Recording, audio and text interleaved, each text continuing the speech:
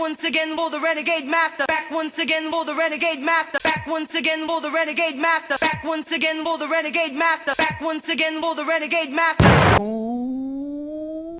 Hello my renegades, and how are you all?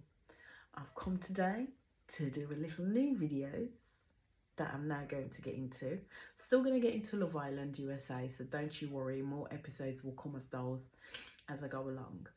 But the episodes that I will be getting into at this point in time is Ultimatum Season 2, Marry or Move On, and this is episode 1. But before I get into it, and before we start discussing it and breaking it down, as I always say, please hit that subscribe button, hit that notification button, so you will know when I am back on and doing videos. As I always keep saying, I'm on the road to 1K, and I need you lot to help me out. I need you to start subscribing, to be fair, because I actually like what I do, and I hope you like it too. Well, anyway, let's get into it. So, it's a new season of the Ultimatum, Marry or Move On. If people are not aware of the concept, all I'm going to say is, where have you been? Like, where have you been? Because we've already had season 1 of the Ultimatum, and then we had the Ultimatum Queer Love as well. So all I'm going to say is, where have you been? And I'll break down the concept for you a little bit. So the concept is basically these people have been together for quite a while, sometimes 2 years, sometimes a little bit more. And they've brought them to the show to basically give them the ultimate ultimatum. Is at the end of this show, you marry me, or we're engaged, or basically we're walking away from each other. So you have the person that gave the ultimatum and the person that's receiving the ultimatum, basically. So they go in their couples, then they kind of date the other couples that are there. They then go and have a dinner and pick the couple, the person who they want to be in a trial marriage with for 3 weeks.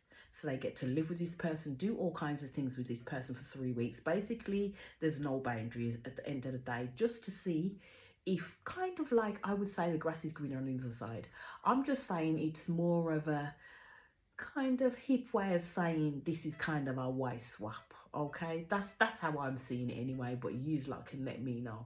So that's what they do, and then at the end of the 3 weeks, they then go back into the couples that they were with for about 2 weeks, and then at the end of all of that, they then decide, the ultimatum givers will then decide whether they're going to ask their person to marry them or not, and the other person will have to decide whether they're going to say yes or not. It's all to play for. Anyway, so the couples of this season are Antonio and Roxanne, Lisa and Brian, Ryan and James. Now, Ryan and James are high school sweethearts. They've been with each other since they were 16 at the end of the day. So they've been together for 7 years, which is kind of like the long-standing couple when it comes to this show. So my thing is, the first question off the bat is, if you've been with this man for 7 years, how in the hell has he not popped the question yet? Like, really, how in the hell has he not popped the question? I'm sorry, I'm coming off track, but I would be hella embarrassed if the person that I was with decided to take me on this show, because I swear down I wouldn't do it. I wouldn't go. I would not go. They would come on the show by themselves, because I would not go. And then you go on to Rhea and Trey, and then you have Kat and Alex, basically. So everybody comes in, they're all sitting around, they're all milling around. So everybody, as you can see, is checking each of the couples out. They're checking them all out, and they've already plotted in their head who they're attracted to. Now, straight away, Rhea, Trey is the ultimate giver to Rhea, basically. Straight away, Rhea is attracted to Brian. Straight away, Rhea is attracted to Brian. And I think Lisa can see that as well, straight off the bat, that Rhea is attracted to Brian, and Brian is liking a bit of Rhea. But we will get to that, because the drama in episode 1 unfolds itself, and it's a doozy. It's an absolute doozy. So then you've got Antonio and Roxanne. Like, Roxanne is an entrepreneur. She's very busy. She always works. She brings in her own money. And it's kind of like the dynamic that I'm getting between Roxanne and Antonio is that she is caring for him. He's kind of not pulling his weight as it should be, and he's kind of been coasting along and been a drifter anyway.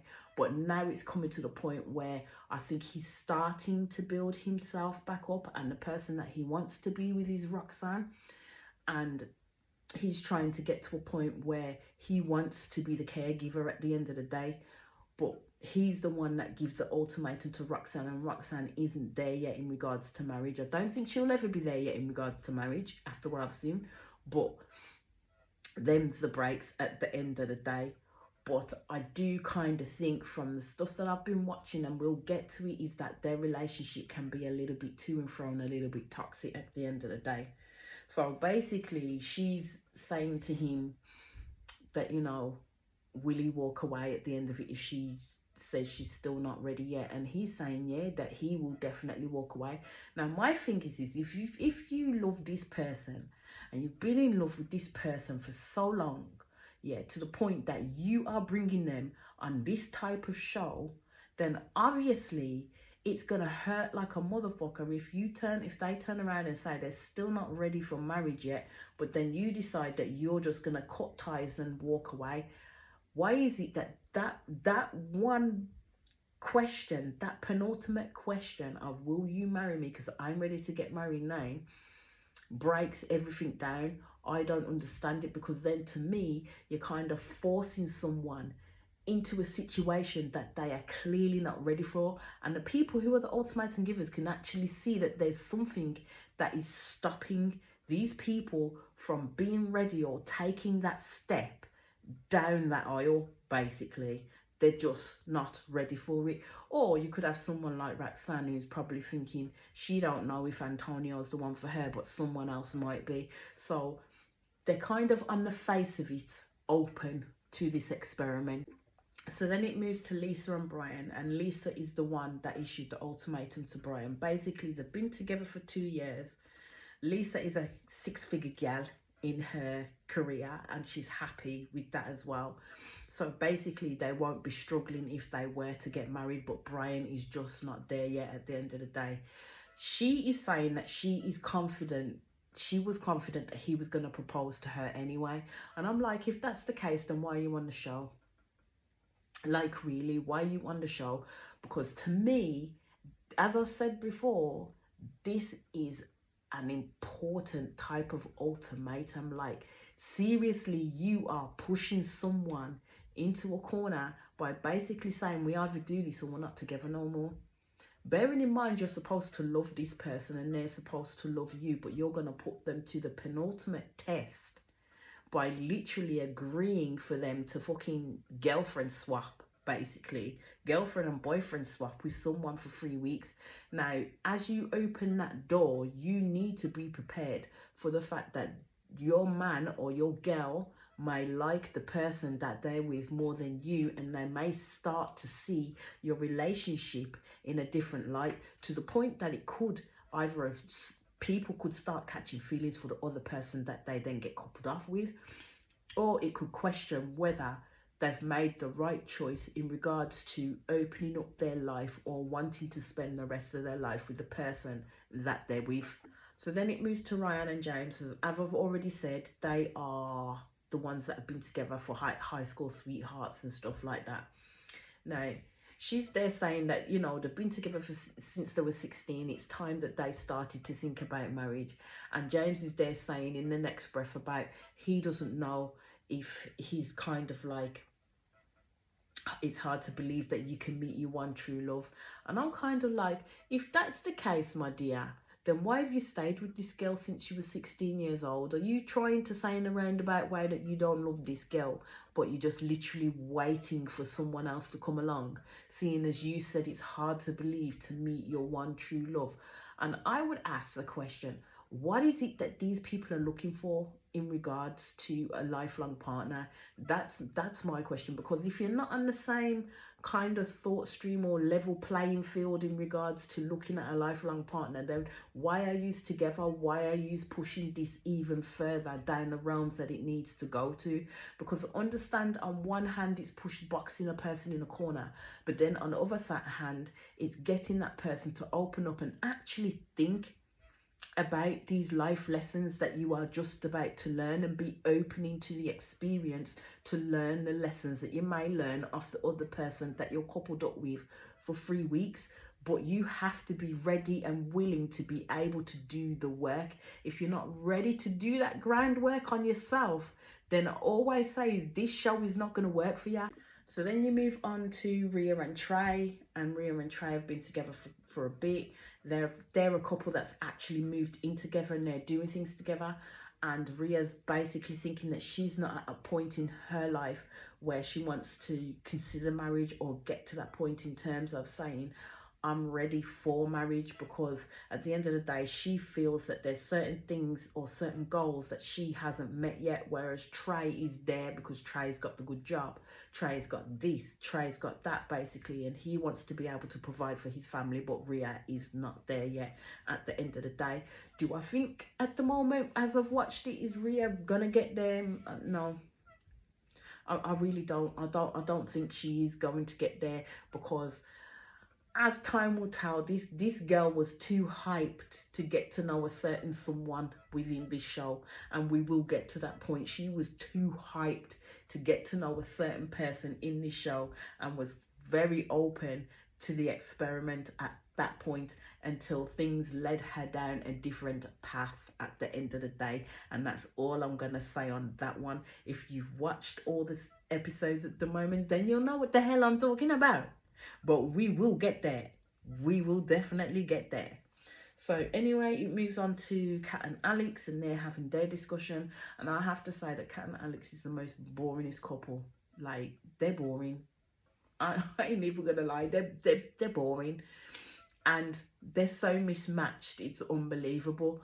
But even down to the point that when Kat was talking about her feelings to Alex, and basically saying to Alex that she wants them to get engaged, and Alex is saying that he hopes so too. What do you mean you hope so?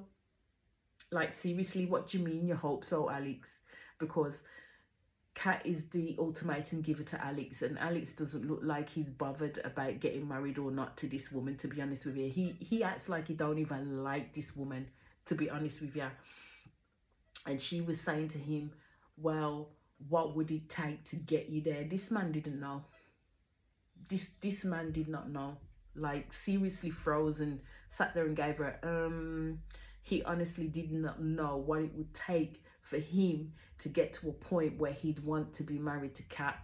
And this is why I say some of these people you give the ultimatum to truly have hidden agendas. Like, seriously have hidden agendas, and don't necessarily like the person that they're with, but they'd rather be with that person than be on their own.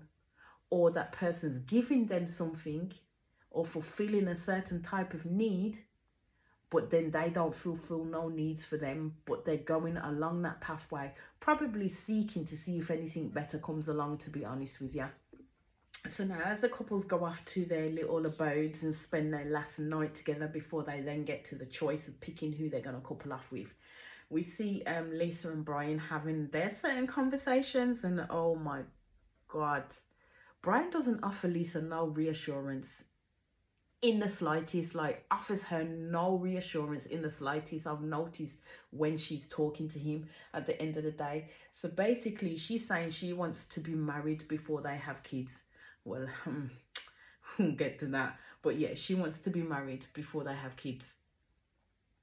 And basically saying that he's saying that he feels like she's forcing the situation with him. And I'm like, no shit, Sherlock, it on the show. She is forcing the situation with you. She's forcing you to make a choice, basically. Get married to her or it's done. That's what she's saying. That's what the title of the program is. The ultimatum, marry or move on. You both made a choice.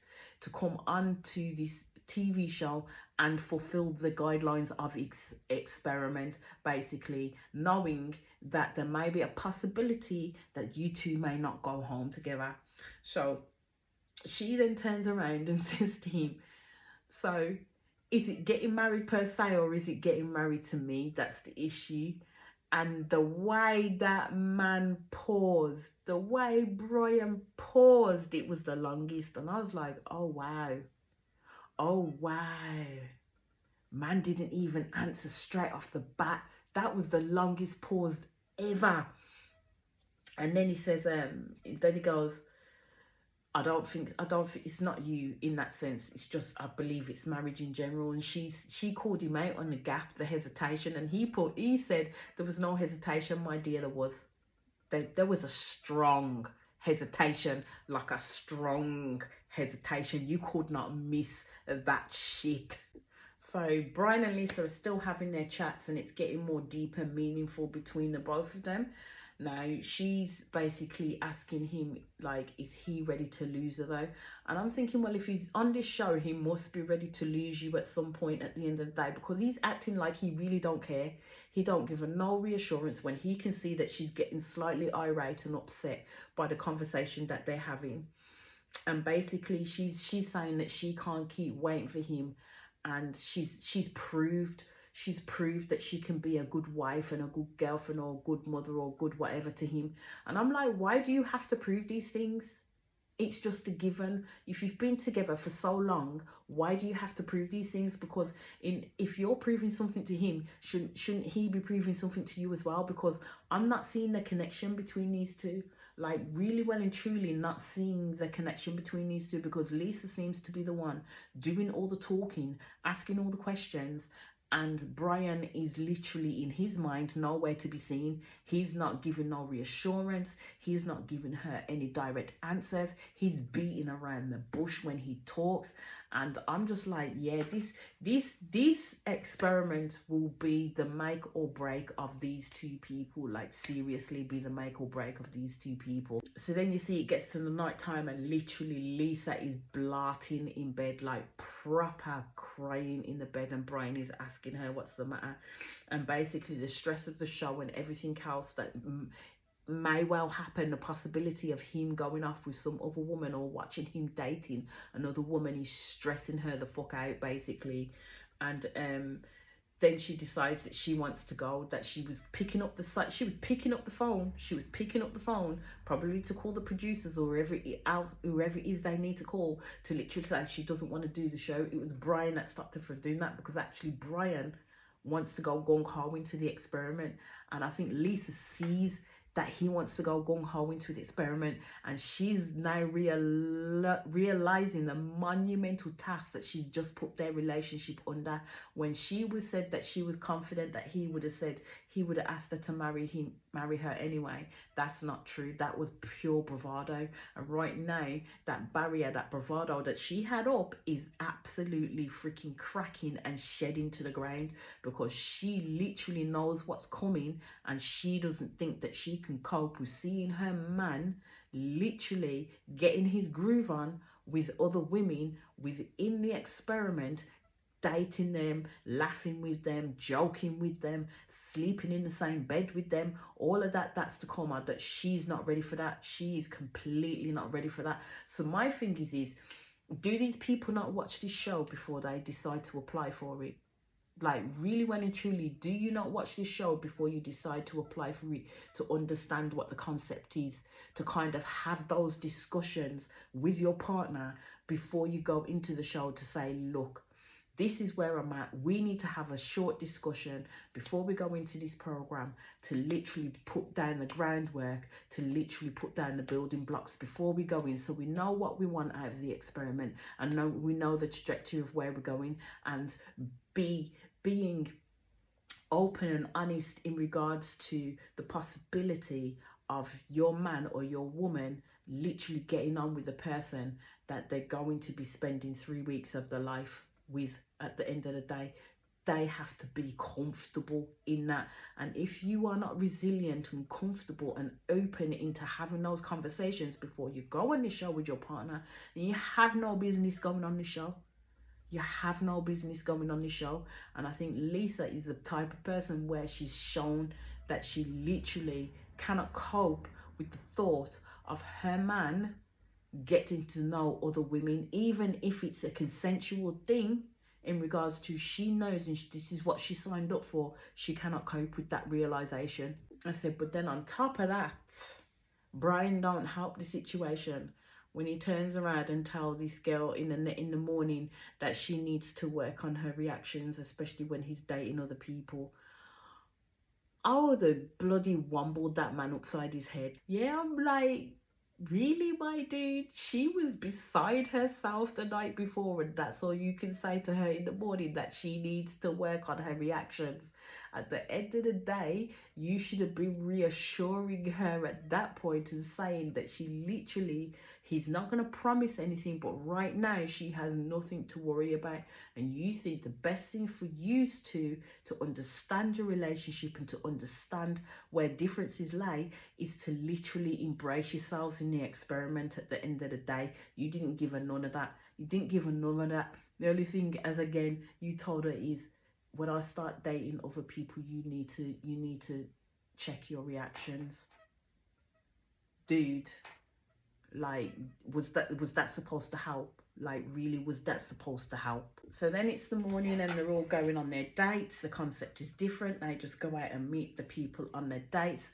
And I'm not going to go too much into the dates in that, because I don't think it was quite interesting. It was quite boring, to be fair. It was quite boring, to be fair. But the people that seem to be getting on with each other is Rhea with Brian. Like, Rhea had her sights set on Brian from get-go, so that was no surprise. She also was getting on with James. Kat seemed to get on with Antonio. Roxanne seemed to get on with Alex. And then you had Trey and Ryan, who seemed to get on with each other. But then Trey also got on with Lisa as well. And you could see when Brian was laughing and joking with someone, like, I think he went to speak, I think he was speaking to Rhea. I think he was speaking to Rhea at the poolside, and the way that Lisa was hawking it, like hawking, she'd forgot about the person that she was talking to, just to literally turn around and look at Brian as if to say, is this brother for real right now? That's what her mind was saying. Nah, no the fuck not.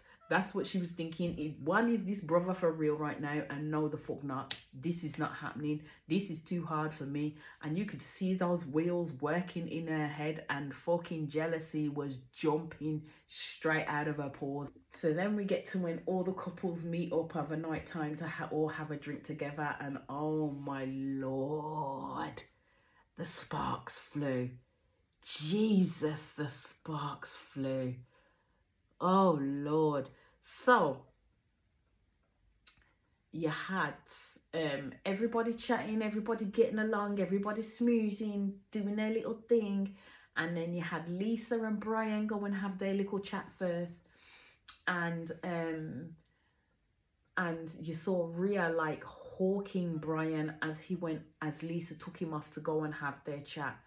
And basically Lisa was basically saying that it was hard. It was basically hard for her to see him getting to know other women and stuff like that, and the fact that she started to get upset.